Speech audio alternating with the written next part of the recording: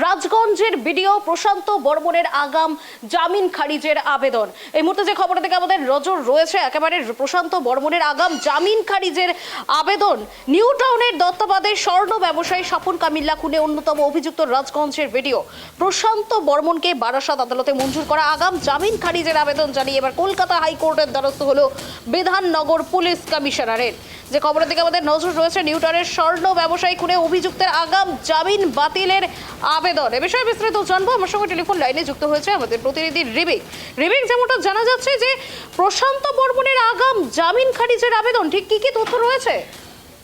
একদম দেখো, ছবি যে নিউ টাউনে যে স্বর্ণ ব্যবসায়ী স্বপন কামিল্লা, তার যে গত 29শে অক্টোবর বাগজোলা খালের পাশের এক ঝোপ থেকে তার দেহ উদ্ধার হয়েছিল, সেই ঘটনায় অন্যতম অভিযুক্ত রাজগঞ্জের বিডিও প্রশান্ত বর্মন, তিনি তাকে কদিন আগেই বারাসাত জজ কোর্ট তার আগাম জামিনের আবেদন মঞ্জুর করে।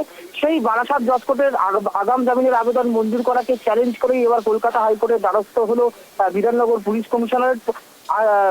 রাজ্যের পক্ষ থেকে পিটিশন দাখিল করা হয়েছে এবং বিচারপতি জয় সেনগুপ্ত মামলা দায়ের করার অনুমতি দিয়েছেন বলে আদালত সূত্রে জানা গিয়েছে।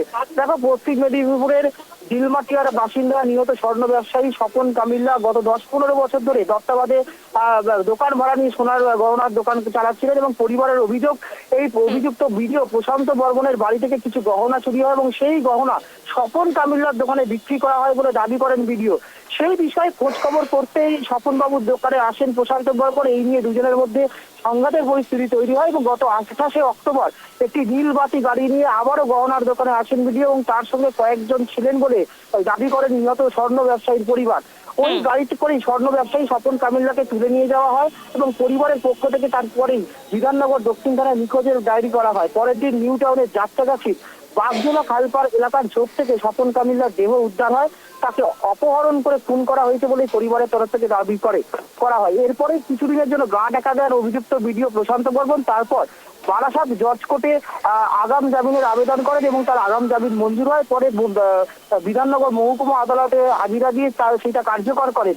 কিন্তু যেটা দাবি যে জামিনের আবেদন আগাম জামিনের আবেদন করার সময় প্রশান্ত বর্মনের আইনজীবী বারাসাত জজ কোর্টে যেটা দাবি করেছিলেন যে ওই ঘটনার দিন তার মক্কেল অর্থাৎ প্রশান্ত বর্মন নিউ টাউনের ফ্ল্যাটে ছিলেন না, তিনি একটি গেস্ট হাউসে ছিলেন। এমনকি গেস্ট হাউসের একটি রসিদও দেখানো হয়। কিন্তু বিধাননগর পুলিশের যেটা দাবি যে ওই যে রসিদ দেখানো হয়েছিল গেস্ট হাউসে, সেই রসিদ ভুয়ো। তাই ভুয়ো নথি দেখিয়ে আগাম জামিন নেওয়াকে পুলিশের ভাবমূর্তি ক্ষুণ্ণ হয়েছে বলেই মনে করছে বিধাননগর পুলিশ কমিশনারেট।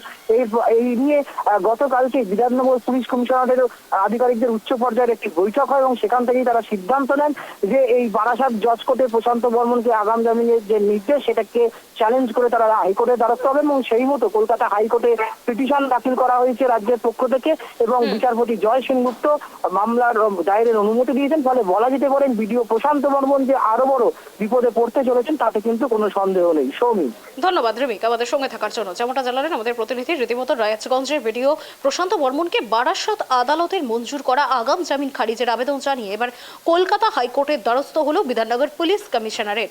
ইতিমধ্যেই রাজ্যের পক্ষ থেকে প্রশান্ত বর্মনের জামিন খারিজের আবেদন জানিয়ে কলকাতা হাইকোর্টে পিটিশন দাখিল করা হয়েছে। মামলা দায়েরের অনুমতি দিয়েছে আদালত।